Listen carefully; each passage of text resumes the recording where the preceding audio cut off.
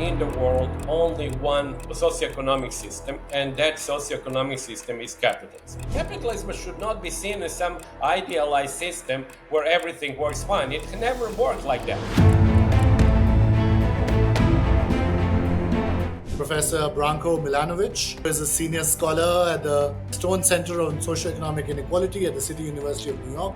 He was a lead economist at the World Bank's Research Department for almost 20 years and a senior associate at the Carnegie Endowment in Washington from 2003 to 2005. Branco's work focuses on income inequality. He's written various books now on this topic. 2016 book, Global Inequality, a new approach for the age of globalization, addressed economic and political issues of globalization. 3 years later, another book, Capitalism Alone, The Future of the System That Rules the World, was an Economist Best Book of the Year, a Financial Times Best Book of the Year, a Foreign Affairs Best Book of the Year, and talked about the capitalism's rise to global dominance. And the most recent book, called Visions of Inequality, from the French Revolution to the End of the Cold War, which is also an FT Best Book of the Year. Capitalism is currently the only game in town, but it comes in different flavors. China is indeed, in the economic sense, a capitalist country. It's a capitalist country because between 70 and 80% of the value added is produced in the private enterprises.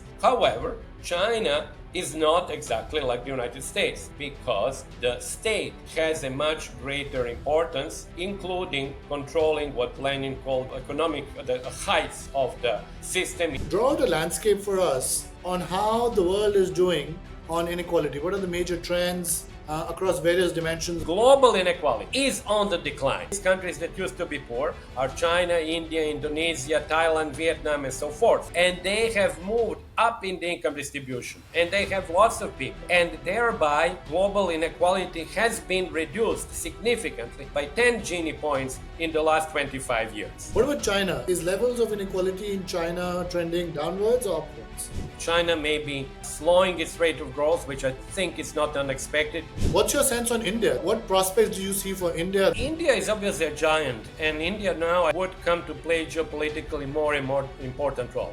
Because India is the only very important country, plus a nuclear power, which is not in anybody's camp.